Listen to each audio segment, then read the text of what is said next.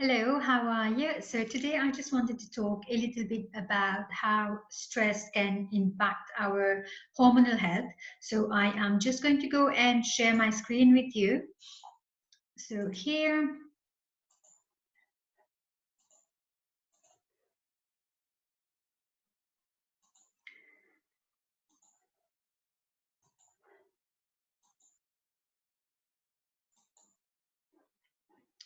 okay.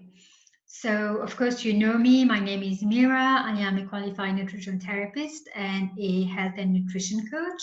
And today's topic is how stress can impact our hormonal health.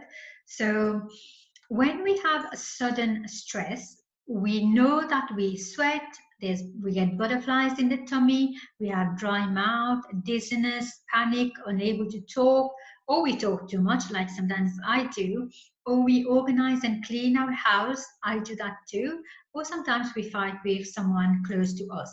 However, when we have prolonged stress, there is blood pressure going up and down. We have digestive problems like bloating and heartburn. We have blood sugar imbalance, getting headaches in the afternoon, unable to sleep, or if you sleep, you wake up in the middle of the night.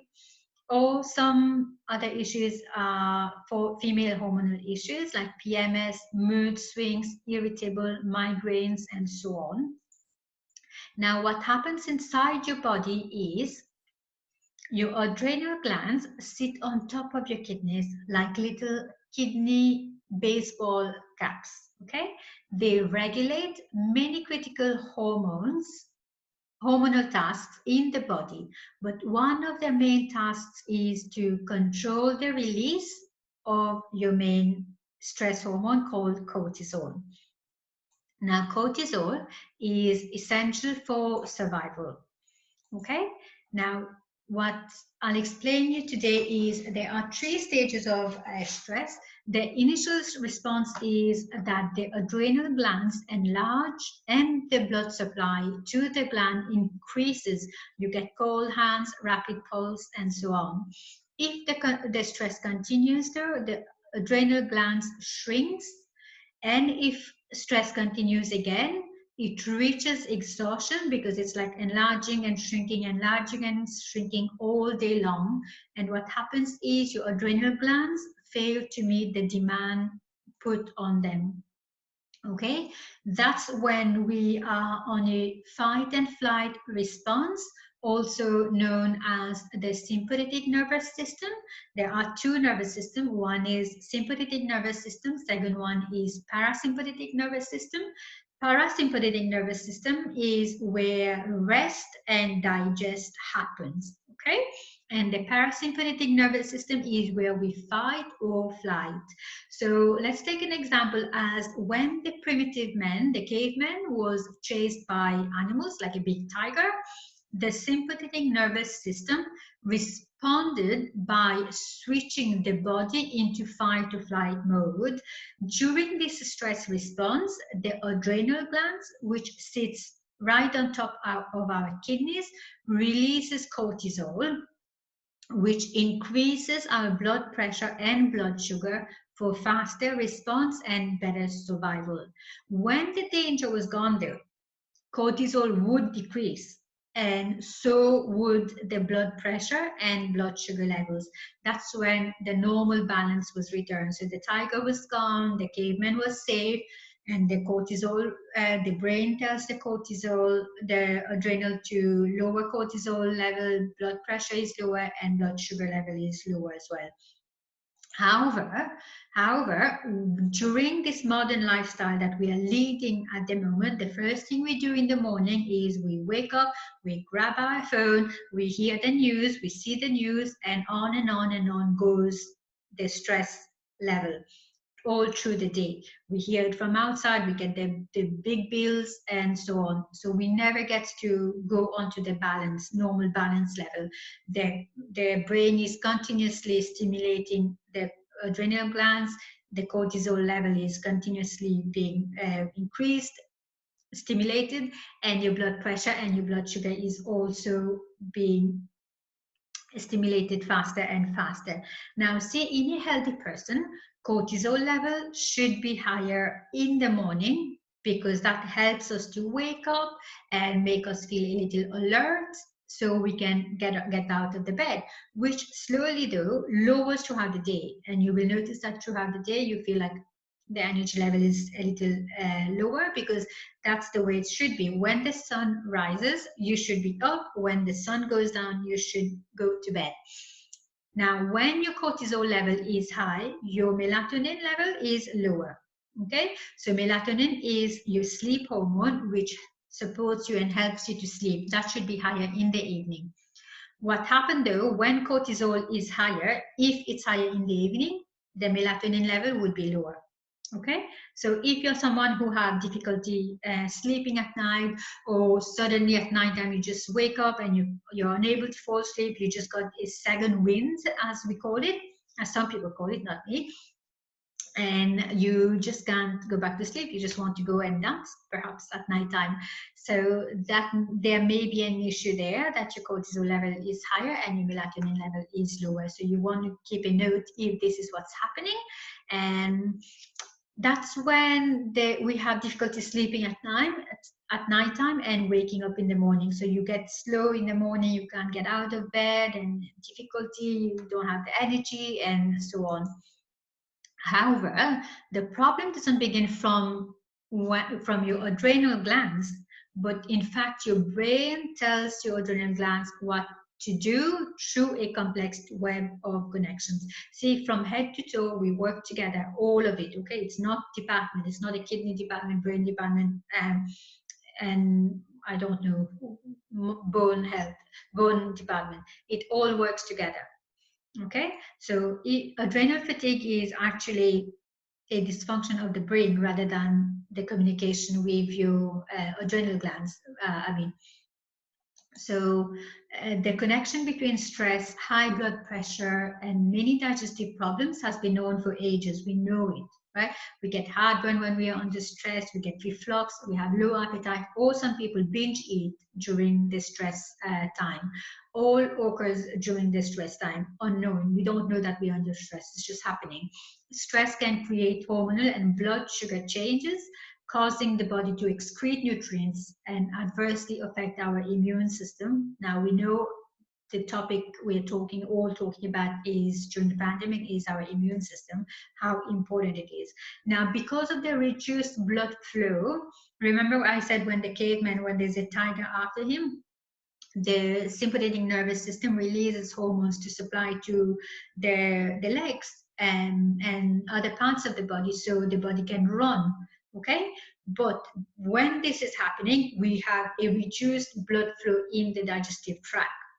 When we have a reduced blood flow in the digestive tract, we are more prone to allergies, symptoms like bloating, and maybe a sense of excess fullness. We feel like too full even if we haven't eaten too much, or sometimes irritable bowel syndrome. All these could be affected. Now, some other symptoms related to an exhausted adrenal are cravings of sugar, caffeine, and sometimes even salt, because these would stimulate the adrenals and provide the energy to keep going.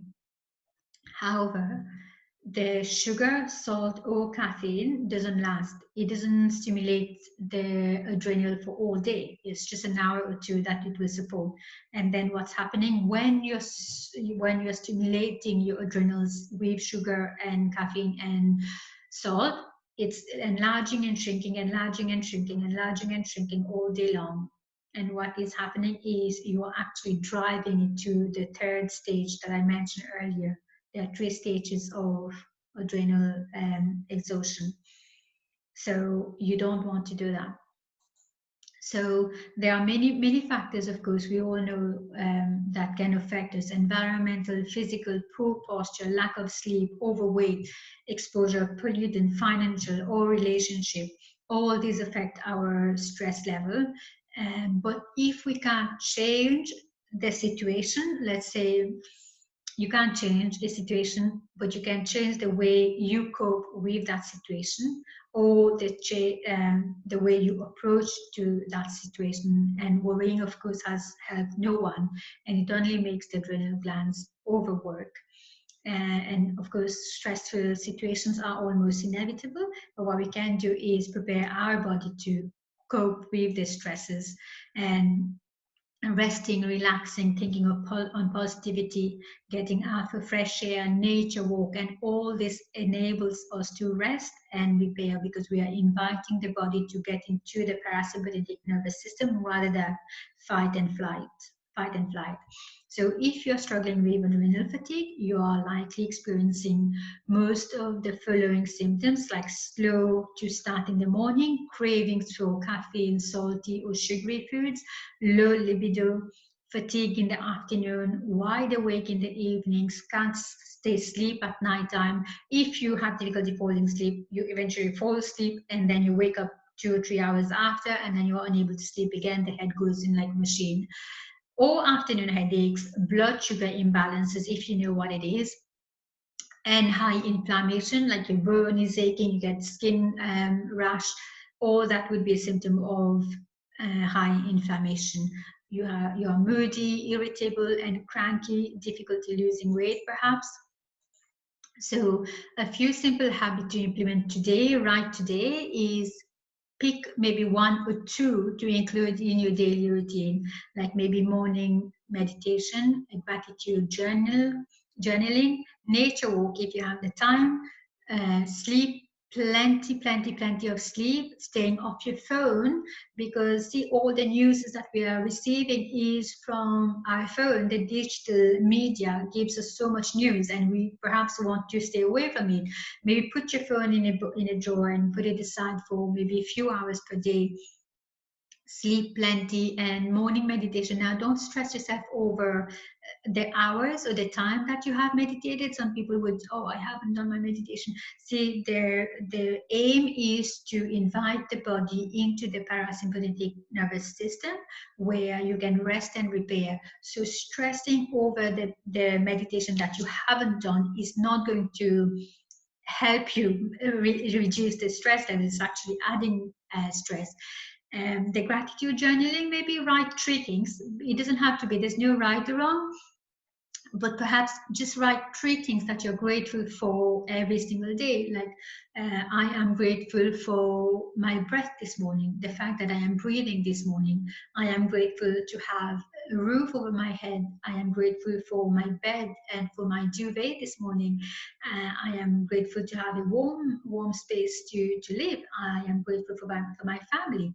Anything that comes easy for you, anything that's coming to your head. It doesn't have to be big or small, but you can have big uh, gratitude as well. I don't know, I'm grateful to have won the lottery or something.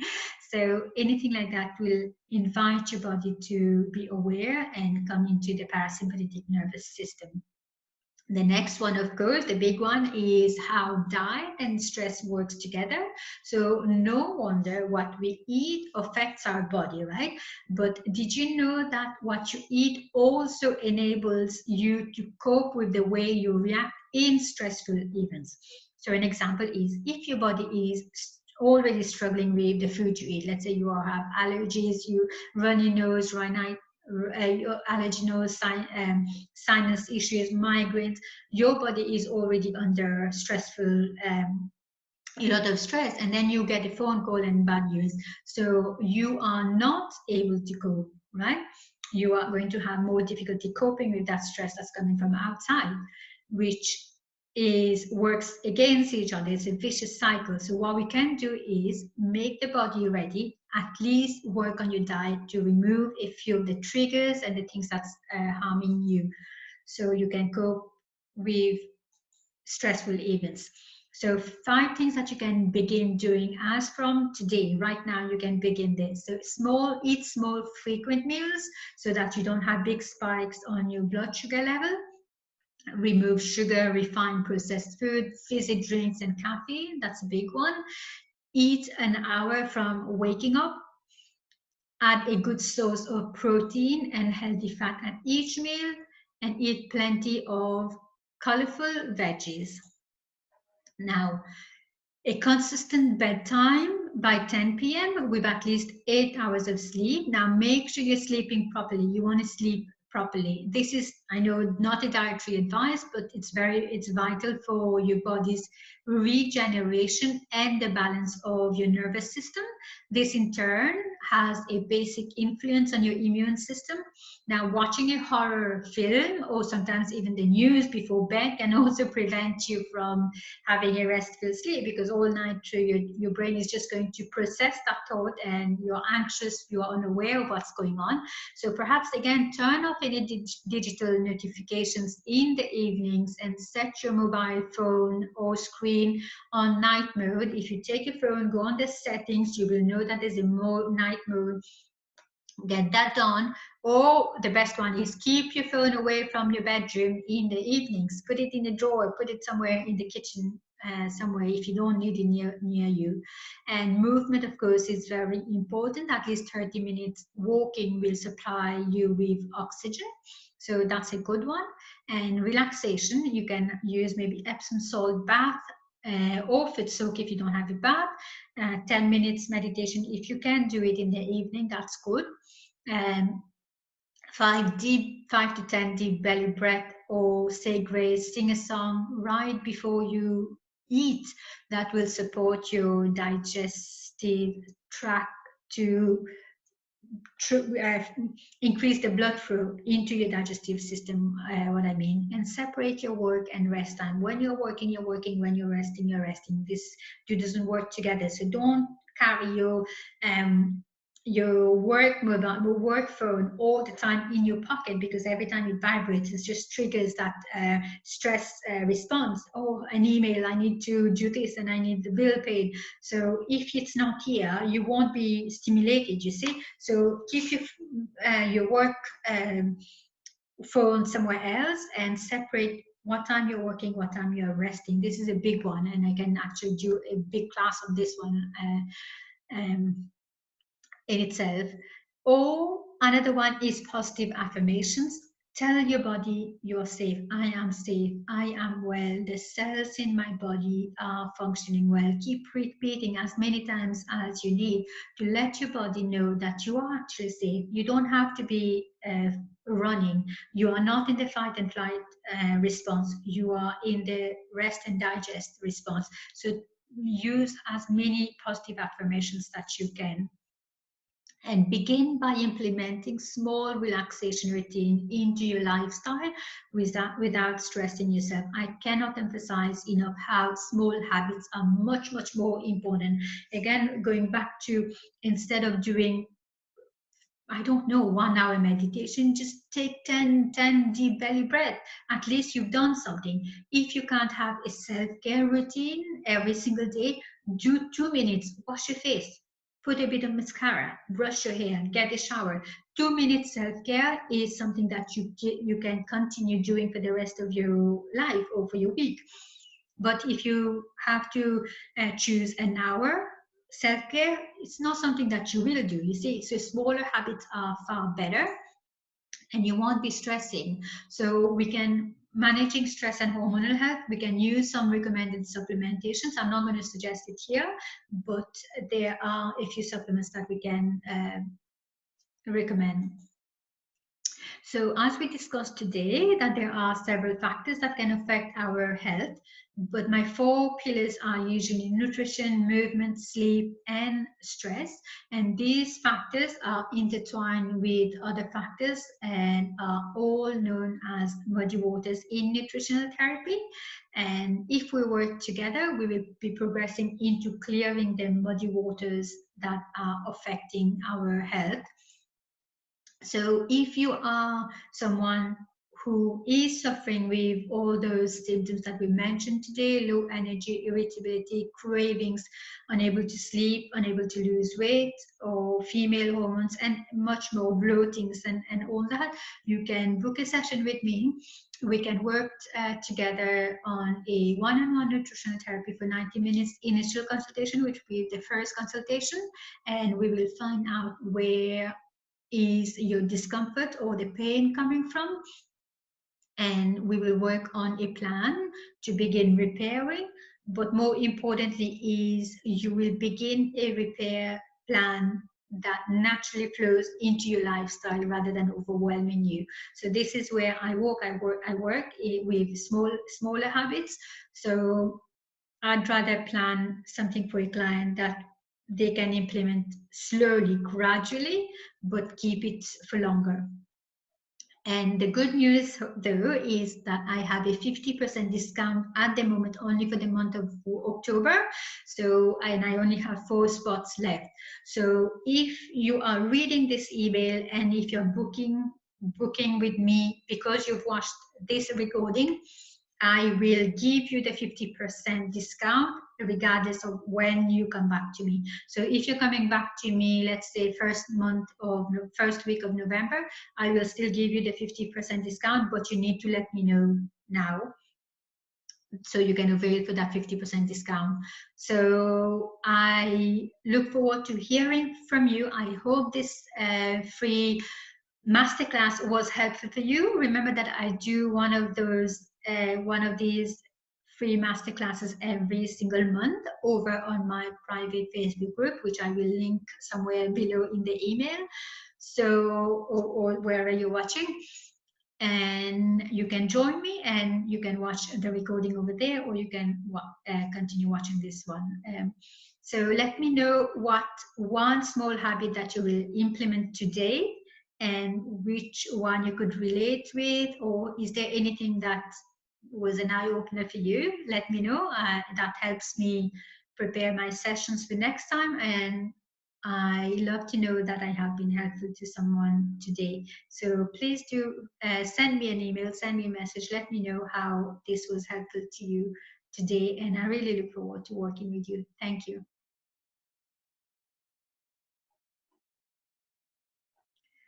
Now stop sharing.